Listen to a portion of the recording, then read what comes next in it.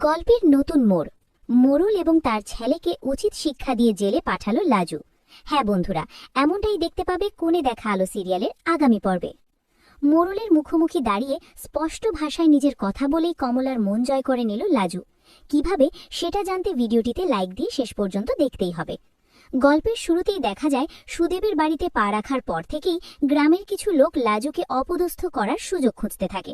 পরিস্থিতি এমন জায়গায় গিয়ে দাঁড়ায় যে মোড়ল প্রকাশ্যেই ঘোষণা করে এই মেয়েকে দুদিনের বেশি এই বাড়িতে রাখা যাবে না, পুজোর পরেই তাকে চলে যেতে হবে। এটাই নাকি আগে ঠিক হয়েছিল, তাহলে এখন কথা বদলানো হচ্ছে কেন?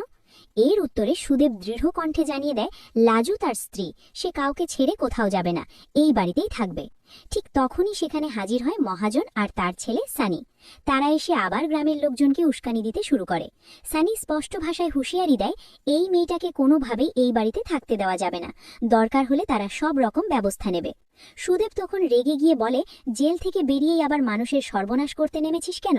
এবার আর ভয় পেয়ে চুপ করে থাকা হবে না, প্রতিবাদ হবেই। মোড়ল পরিস্থিতি সামাল দিতে হারানকে চাপ দেয় ছেলেকে বোঝানোর জন্য। এর মধ্যেই খবর আসে কলকাতা থেকে সবাই রওনা দিয়েছে, শুধু জেঠিমণি আর স্ত্রী ছাড়া। স্ত্রী মনে মনে ভেঙে পড়ে, বলে ভেবেছিল লাজু চলে গেলে ছেলের জীবনে শান্তি আসবে, কিন্তু এখন মনে হচ্ছে সব আরো খারাপের দিকে যাচ্ছে। জেঠিমণি তাকে বোঝানোর চেষ্টা করলেও সে লাজুকে বিশ্বাস করতে পারে না। তার আশঙ্কা লাজু আবার তার ছেলের জীবন এলোমেলো করে দেবে। অন্যদিকে অনুভবদের গাড়ি মাঝ রাস্তায় বিকল হয়ে যায়। অনুভব বিরক্ত হয়ে পড়ে, এই রাস্তায় এই গাড়িতে আর চলা যায় না। ঠাম্মি তাকে শান্ত করে, বনলতা বাস্তবের কথা বলে, পরিস্থিতি বুঝে এগোতে হয়। ঠিক তখনই গ্রামের এক লোকের সঙ্গে দেখা হয়। তার কাছ থেকেই সুদেবের বাড়ির পথ জেনে গাড়ি ঠেলে কোনো মতে চালু করে সবাই আবার রওনা দেয়। গ্রামে মিনওয়াইল উত্তেজনা চরমে। লাজু এবার নিজেই সামনে এসে মোড়লকে প্রশ্ন করে, এক, কী কারণে তাকে এমন শাস্তি দেওয়া হলো? দুই, সে এখন যাবে কোথায়? বিয়ে হয়ে গেলে কি তার নিজের পরিবার তাকে মেনে নেবে? তখন কি সে তার স্বামীর কাছেই থাকবে না? সানি পাল্টা যুক্তি দেয় ডাকাতির ঘটনার পর লাজুর এখানে থাকা ঠিক নয়। লাজু তখন যুক্তি দিয়ে বলে আজ আমাকে, কাল অন্য কাউকে, তখন কি করবে তোমরা? নিরাপত্তার দায়িত্ব কার? প্রশ্নের মুখে মোড়ল চুপ করে যায়।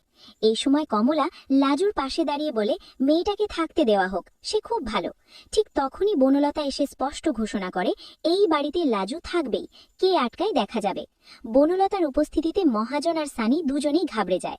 মহাজনের পুরনো অন্যায়ের কথা তুলতেই সে তড়িঘড়ি সরে পড়ে। সবশেষে লাজু দৃঢ়ভাবে জানায় তার শ্বশুরবাড়ির মানুষরা দুর্বল হলেও হৃদয়টা বড়। তারা আগে বনলতাকে আশ্রয় দিয়েছিল, আজ তাকেও দিতে চায়। তাই বাইরের লোকের এখানে হস্তক্ষেপ করার অধিকার নেই। শেষ পর্যন্ত গ্রামবাসীরা চলে যায়। হারান অতিথিদের বিশ্রামের কথা বললেও সুদেব স্পষ্ট জানায় লাজু কোথাও যাবে না। অনুভব প্রস্তাব দেয় পরীক্ষার কথা ভেবে লাজুকে সঙ্গে নেওয়ার, কিন্তু কমলা আবেগে জানিয়ে দেয় লাজু এই বাড়ির বউ, এই বাড়িতেই থাকবে। আর সেই সিদ্ধান্তেই অটল থাকে লাজু আর সুদেব। এখন থেকে এই বাড়িই লাজুর একমাত্র ঠিকানা।